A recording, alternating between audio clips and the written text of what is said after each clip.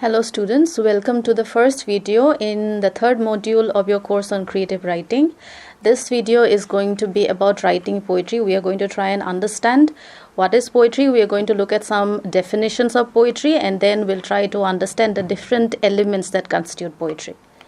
Okay, first let's try and understand how to define poetry. Now poetry is one of the major forms of literary art. And yet defining it is quite a challenge. Although, because of this reason, it has never really lacked attempts to define it. In fact, some of the earliest documented descriptions of poetry can be found in works as old as Aristotle's Poetics, for example, or even the several ancient Indian texts which provide criticism of its Kavya traditions. In modern times as well, poets and critics have offered various definitions of poetry, and these are usually based on the specific kind of poetic practice or artistic principles that they believe in or are engaged in, or it may be based on what poetry means to them on an individual level. Let's look at some of these definitions which have been provided by poets. The first is by Matthew Arnold, who called poetry the criticism of life. The definition of poetry according to Wordsworth is next. He said that poetry is the spontaneous overflow of powerful feelings. It takes its origin from emotion recollected in tranquility. The emotion is contemplated till, by a species of reaction, the tranquility gradually disappears, and an emotion kindred to that which was before the subject of contemplation is gradually produced and does itself actually exist in the mind. So this is a very long definition of poetry given by William Wordsworth. The next one is by Marianne Moore. She says, poetry is the art of creating imaginary gardens with real roads.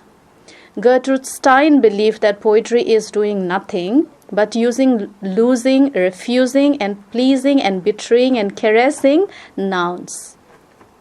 Edgar Allan Poe believes that poetry is the rhythmical creation of beauty in words. We'll look at one more definition. This is by S.T. Coleridge. He says that poetry is the best words in the best order. So as you can see, all of these definitions, they focus on one aspect of poetry, and they are completely based upon the kind of poetic principles that poet or that person who is providing the definition was guided by. So this is why let's look at two definitions that I'm going to mention here, which try to provide a more comprehensive definition of what poetry is by trying to list the various elements that is contained in the nature of poetry. The first definition is like this. It says that poetry is experiments in language using all of the features of language that produces responses in the reader that are not confined to language or conscious cognition. So basically, this definition calls poetry experiment in language, and it is aimed at producing certain kinds of responses in the reader. The next definition calls poetry a literary composition characterized by the presence of imagination, emotion, truth, by which it means significant meaning, sense impressions, and concrete language expressed rhythmically and with an orderly arrangement of parts and possessing within itself a unity. The whole written with the dominant purpose of giving aesthetic or emotional pleasure.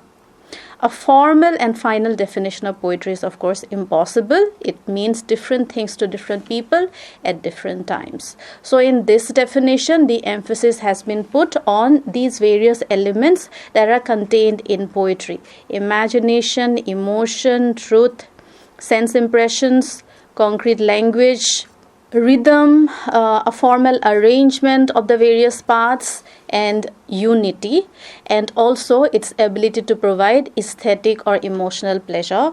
But then at the end of this definition, the writer also admits that the definition of poetry will be different depending upon who is talking about it, who is trying to understand it.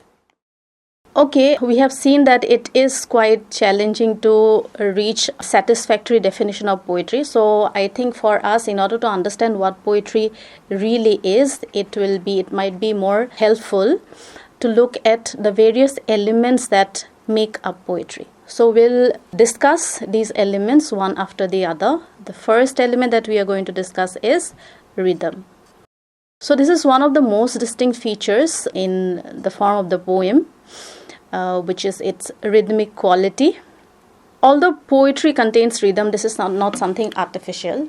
This is something you should understand, that the rhythm in poetry comes from the natural rhythm that is contained in the language that it uses. Now, what is rhythm? Before this, a rhythm is nothing but the effect produced by regular patterns of beat or stress in a particular language. We can also call this the natural music of a language, which is produced by its rhythmic movement, by its regular patterns of movement, which is always distinct across all languages, or sometimes it may also vary within different varieties of the same language. When a poet composes poetry, he does not impose rhythm on the language externally, but what he does is he simply plays with and he exploits this natural rhythm of language in order to achieve a distinct kind of verbal effect or a distinct kind of poetic experience. But then prose contains rhythm too. If we are discussing the fact that language at any point contains a music of its own anyway, then any prose writing contains rhythm too. But what happens in poetry is that it has a more regular role and presence. That's what makes poetry distinctive from prose. And also, the function of rhythm is not only to provide an aesthetic appearance or an aesthetic effect in poetry, but rhythm, or more specifically cadence, accentuation or stress and other kinds of sonic features of language, they not only produce a verbal effect but can also determine meaning in poetry or in any kind of literary writing. The regular patterns of rhythm or the regular occurrence of units of sound pattern in verse are termed meter. And the rhythmic unit within a line of verse is called a foot. The nature and arrangement of these metrical foot may vary across linguistic literary traditions. We'll try to understand the different types of metrical feet that are found in English verse. There's 6 types of metrical feet that are used in English verse and also in European verse in general. The first is called iambic. This is a metrical foot which is made up of 2 syllables. The first syllable is unstressed and the second syllable is stressed. The next type is trochaic. This is a metrical foot which again has 2 syllables, but unlike the iambic foot, the first syllable in this foot is stressed and the second is unstressed. The third type of metrical feet is the anapistic, which has 3 syllables in total. The first 2 syllables are unstressed and it is followed by the remaining syllable which is stressed. The next, dactylic, is also a foot with 3 syllables, but this time the first syllable is stressed followed by the 2 remaining syllables which are unstressed. There's 2 more types of feet that we find in English poetry. The spondaic, which is a foot made up of 2 syllables in total where both are stressed. And finally the pyrrhic, which is also made up of 2 syllables but both syllables remain unstressed. Now the number of such feet that each line of verse contains determines what we call its overall metrical style. In English verse, we find 3 types of verse lines according to the number of feet that each contains. When an entire line is made up of 5 metrical feet, it is called a pentameter. If it contains 6 metrical feet, it is called a hexameter. And if it contains 7 feet, then it is said to have been written in a heptameter style. Okay, so this was the discussion on rhythm, but in addition to rhythm, poetry also contains another feature in its language which is called rhyme. which is the similarity of sounds between accented syllables occupying corresponding positions in two or more lines of verse. The similarity of sound must occur in the vowels and in the succeeding consonants of the accented syllables. We'll try to understand the different types of rhyme that are generally found in European verse, in English verse. The first is perfect rhyme. A perfect rhyme occurs when the sounds of two words match exactly, usually by repeating the main stressed vowel and any consonants following it. When the rhyme occurs at the end of verse lines, it is called end rhyme. Usually whenever we speak about rhyming, this is the type of rhyme that we are normally thinking about. Let's look at one example. This example is from The Rape of the Lock by Alexander Pope. These are the lines I'll read out. The knave of diamonds tries his wily arts and wins. Oh, shameful chance, the queen of hearts. You'll notice that at the end of both these lines that I just read out, the final stressed syllable has its vowels and consonants repeated. So this is an example of perfect rhyme as well as end rhyme. Now rhyme does not only occur at the end of lines, it can also occur in the middle of a line, or it can occur in the middle of two or more lines of a verse. Let's look at one example from the poem God's Grandeur by G.M. Hopkins. Generations have trod, and all is seared with trade, bleared, smeared with toil. So you will notice that the vowel and consonant sounds in each of these lines is repeated. Okay, after this we'll look at the next element of poetry, which is imagery.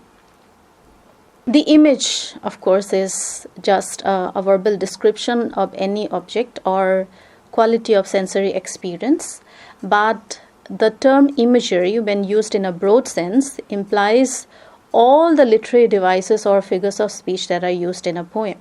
So it includes mainly four types of rhetorical devices. The first is the image.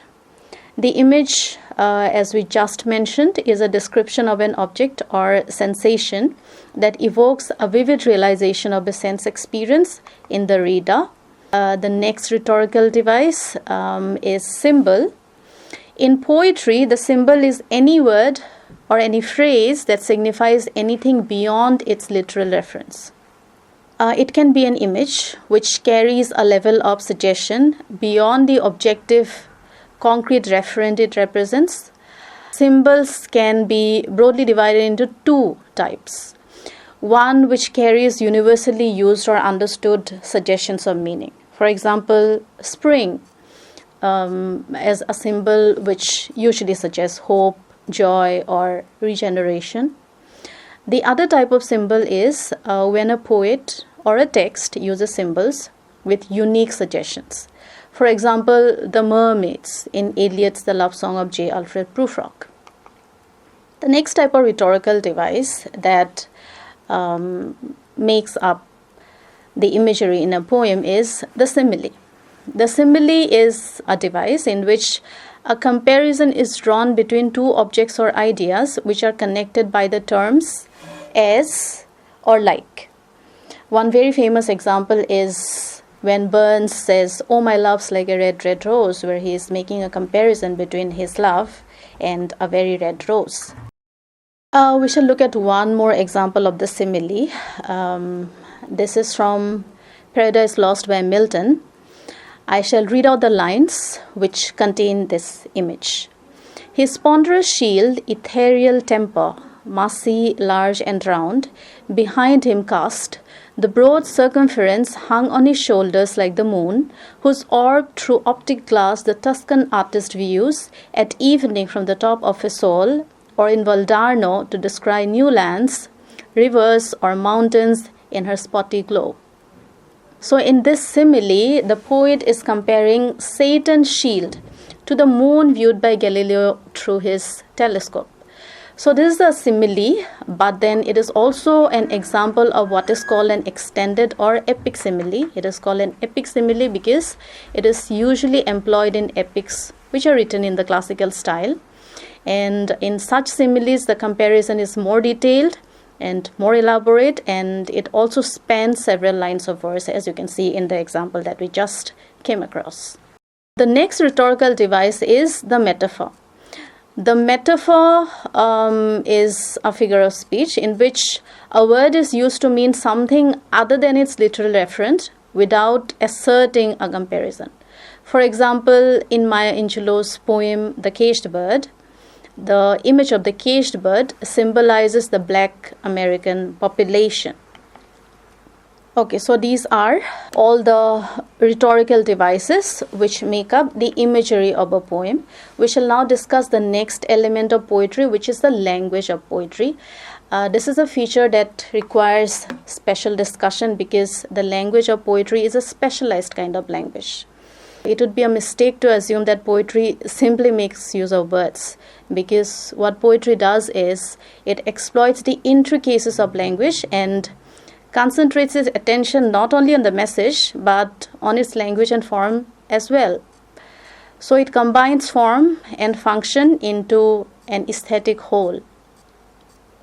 The rhetorical devices that we just discussed, the musicality that we have discussed as well, rhyme, meter, its structure and arrangement, all these make up the language of poetry, and it makes this language quite distinct, quite different from the way a particular language is used for day-to-day communication.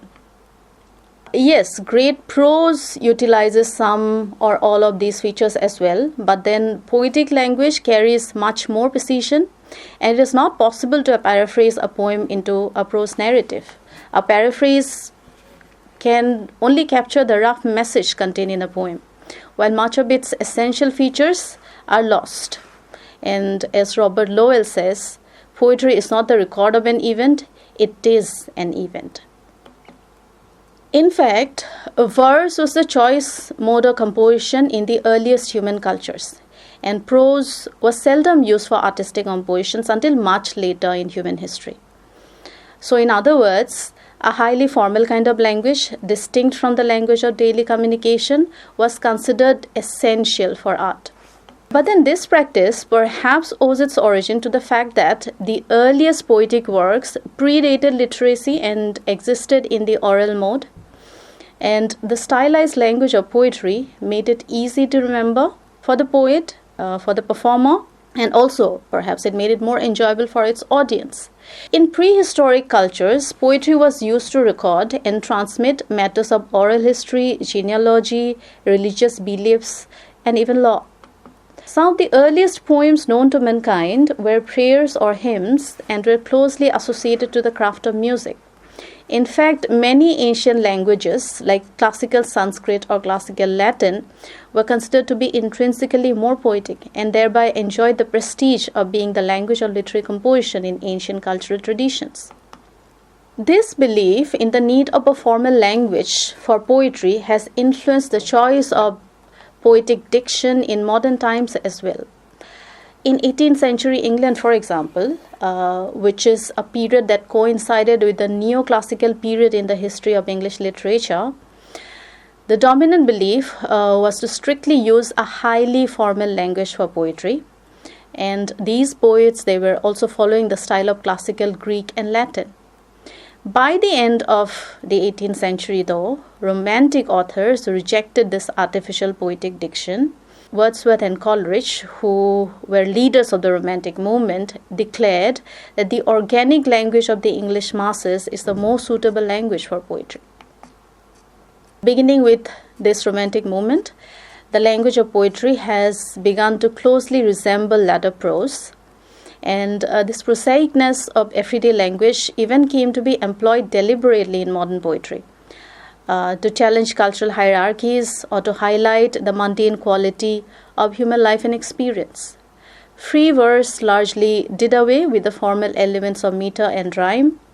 Prose poems use a mix of both prose and poetry and does not follow the traditional practice of structuring verse using line breaks. Yes, while this distinction between prose and poetry has shrunk in more recent usage, poetry is still marked by a finer engagement with the nuances of language.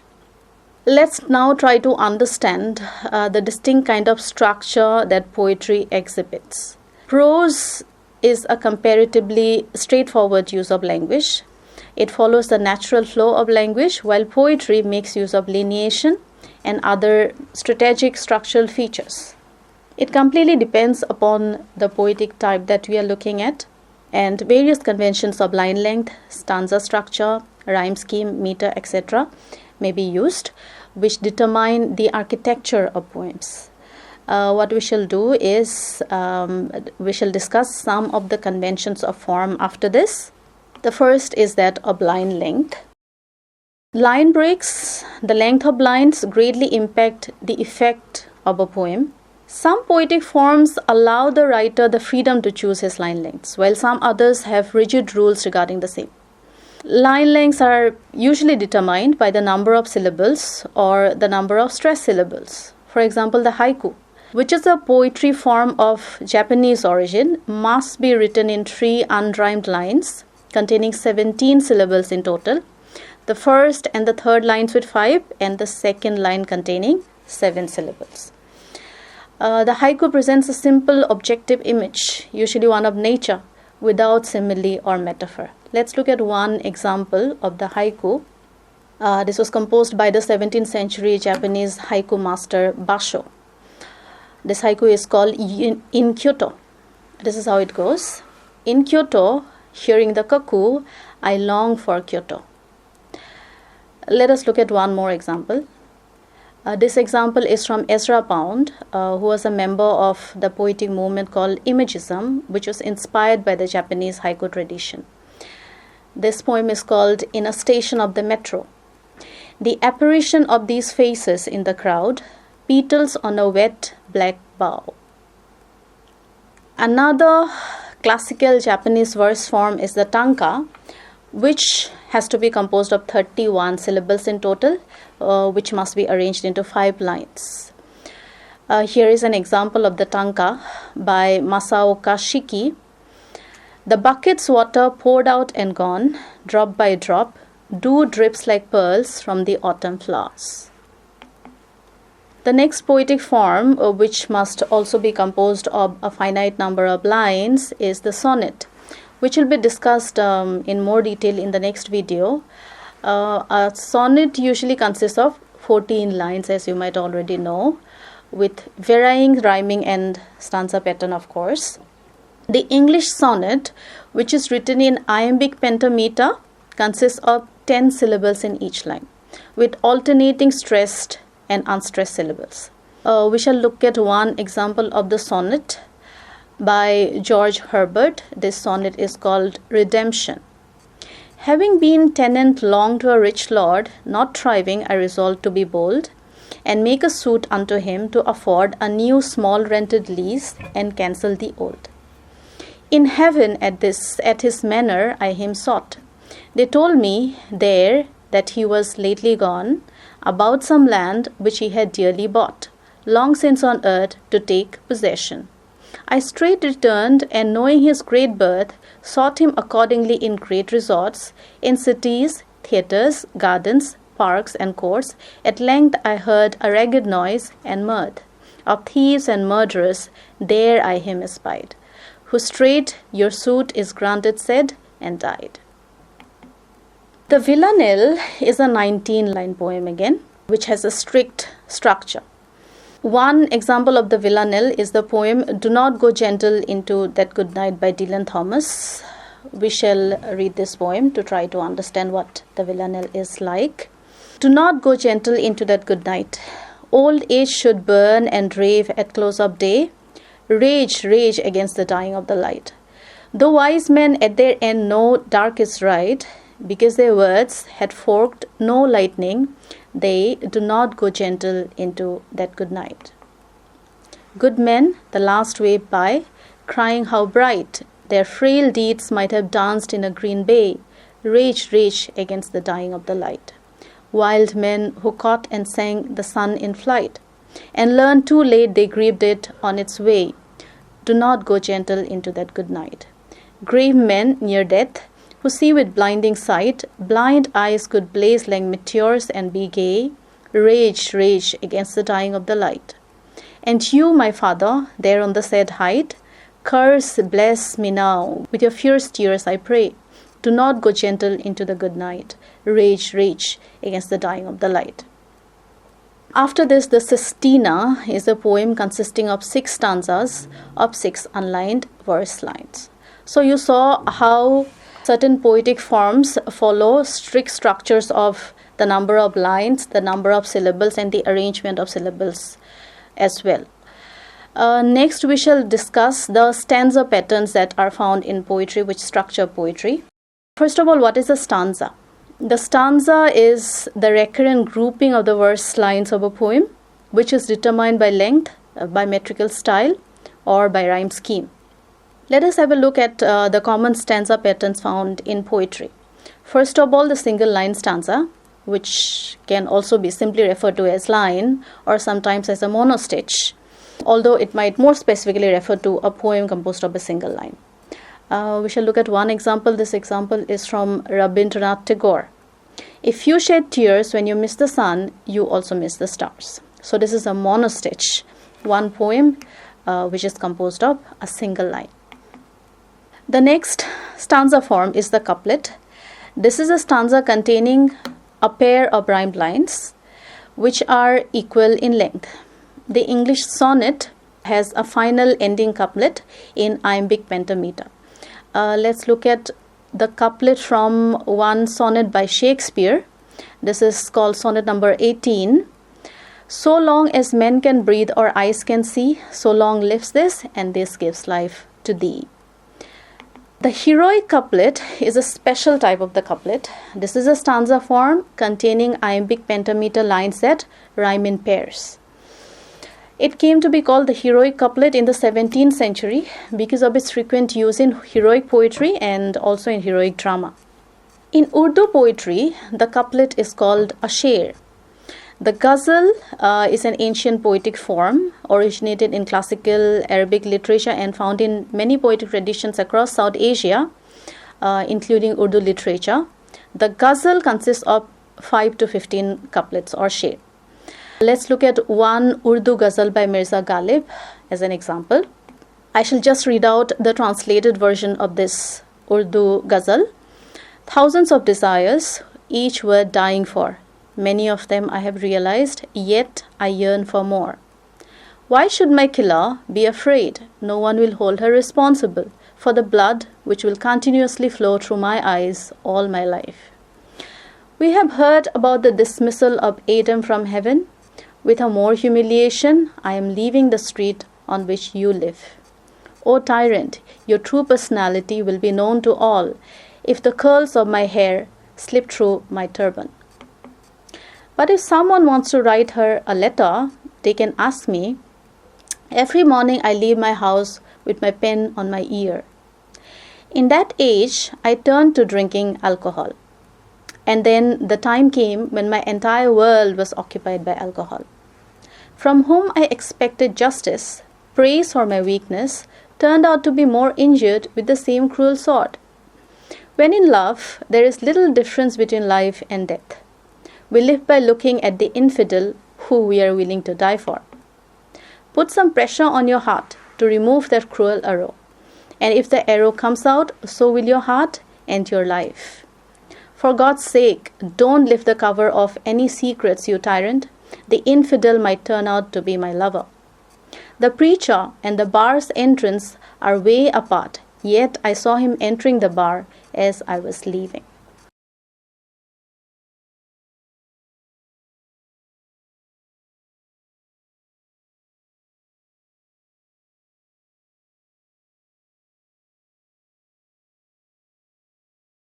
Next stanza form, the tercet, which is also called a triplet, is made up of 3 rhyming lines. When the tercets in a poem are interlinked through the rhyme scheme, the verse form is called terza rima. The last word of the second line in one tercet rhymes in the first and the third lines of the next tercet, in a terza rima, and so on.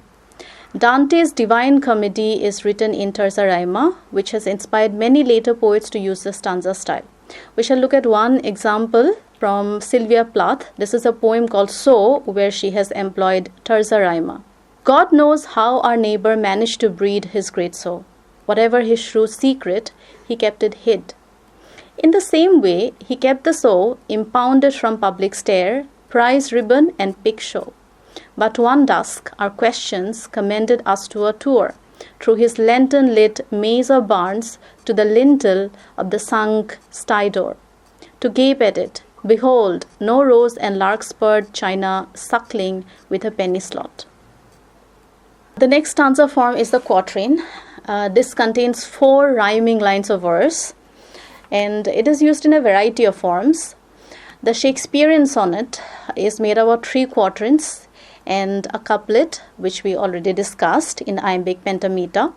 Let's look at the quatrains that form the remaining part of sonnet 18 that we previously read. Shall I compare thee to a summer's day? Thou art more lovely and more temperate. Rough winds do shake the darling buds of May, and summer's lease hath all too short a date.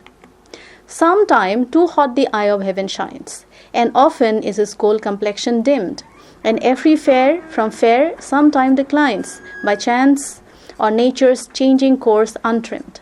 But thy eternal summer shall not fade, nor lose possession of that fair thou owest, nor shall death brag thou wanderest in his shade, when in eternal lines to time thou growest. These quatrains are followed by the concluding couplet that we read earlier. The Rubai is a poem in ancient Persian poetry which is made up of a quatrain. The Rubai of Omar Khayyam inspired the Rubaiyat stanza developed by Edward Fitzgerald, which also came to be used by other poets. Let's look at the quatrains in Frost's Stopping by Woods on a Snowy Evening as an example. Whose woods these are? I think I know. His house is in the village though. He will not see me stopping here to watch his woods fill up with snow. My little horse must think it queer to stop without a farmhouse near. Between the woods and the frozen lake, the darkest evening of the year. He gives his harness bells a shake to ask if there is some mistake. The only other sounds the sweep of easy wind and downy flake. The woods are lovely, dark and deep, but I have promises to keep, and miles to go before I sleep, and miles to go before I sleep. The next stanza form, this is the sestet, which is made up of 6 lines, or it can also refer to an entire poem which is composed of just 6 lines. The Italian or Petrarchan sonnet concludes with a sestet. So we shall look at the use of a sestet in a sonnet by John Milton. We shall just look at the final sestet in his sonnet. I shall read out. That murmur soon replies, God doth not need either man's work on his own gifts, who best bear his mild yoke, they serve him best. His state is kingly, thousands at his bidding speed, and post over land and ocean without rest. They also serve who only stand and wait. Ottava rima, as the Italian name indicates, is a stanza with 8 lines. John Keats has used this stanza form in his poem Isabella, or the Pot of Basil. We shall read out a few lines from this poem. Fair Isabel, poor simple Isabel, Lorenzo, a young palmer in love's eye, they could not in the selfsame mansion dwell without some stir of heart, some malady. They could not sit at meals, but feel how well it soothed each to be the other by. They could not sure beneath the same roof sleep, but to each other dream and nightly weep. Another stanza form is called the Spenserian stanza. This was actually devised by Edmund Spenser for his epic The Faerie Queene. This is a stanza made up of 9 lines, in which the first 8 lines are in iambic pentameter and the last in iambic hexameter. We shall read out a few lines from The Faerie Queene as an example. A gentle knight was pricking on the plain, why clad in mighty arms and silver shield, wherein all dints of deep wounds did remain, the cruel marks of many a bloody field. Yet arms, till that time did he never wield, his angry steed did chide his forming bit, as much disdaining to the curb to yield. Full jolly knight he seemed, and fair did sit, as one for knightly gusts and fierce encounters fit. That is the end of this video. I hope that you were able to understand poetry and you were also able to understand most of the elements of poetry. Thank you.